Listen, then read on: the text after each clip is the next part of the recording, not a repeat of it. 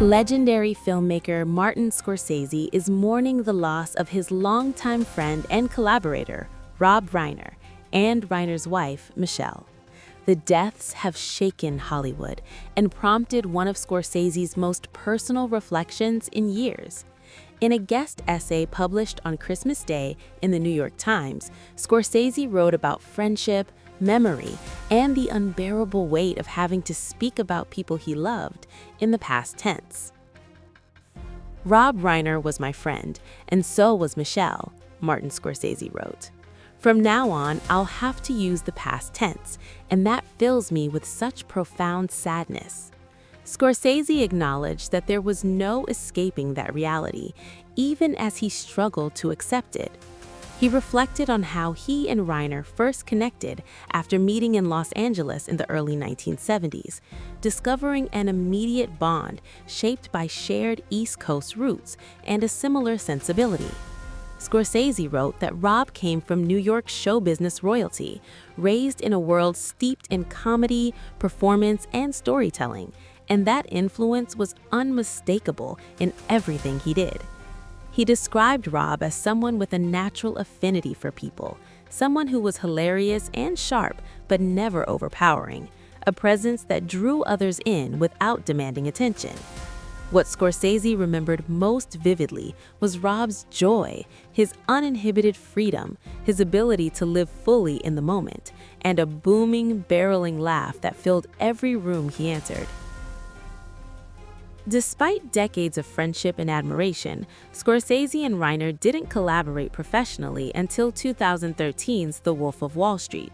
Scorsese recalled that when casting the role of Leonardo DiCaprio's father, Rob Reiner was his immediate choice. He said Reiner could improvise with the best, was a master of comedy, and brought an instinctive understanding to the character, a father who loved his son, celebrated his success, yet sensed the inevitable fall ahead. Scorsese pointed to a key moment in the film, when Reiner's character watches as Jordan Belfort hesitates after being told he could walk away before regulators step in. The realization plays out silently that his son won't stop. "You got all the money in the world. You need everybody else's money?" Scorsese said the delicacy and openness of Reiner's performance moved him during filming, again in the editing room, and once more when he watched the finished film, making the loss feel even more painful now.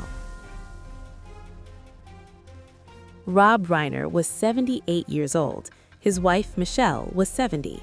The couple was found dead on December 14th inside their Brentwood, Los Angeles home.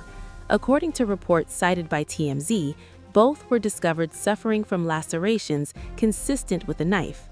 Their son, Nick Reiner, 32, has been arrested and charged in the killings of their parents. Scorsese and Reiner were both East Coast transplants who ended up in Los Angeles around the same time. They grew close while attending regular gatherings at the home of actor George Momoe, a meeting ground for creatives navigating Hollywood in the 1970s.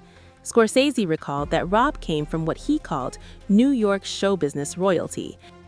Scorsese described Rob Reiner as hilarious and sometimes biting, but never domineering. He wrote that Rob had an uninhibited freedom about him, fully present in the moment, never trying to take over a room. What stayed with Scorsese most was Rob's laugh, loud, barreling, and infectious. In closing his essay, Scorsese described what happened to Rob and Michelle as an obscenity, an abyss in lived reality. He said only the passage of time might allow him to accept it. Until then, Scorsese said he has to imagine them alive and well, seated beside him at a dinner or party, hearing Rob's laugh, watching his beatific face, and feeling lucky all over again to have called him a friend.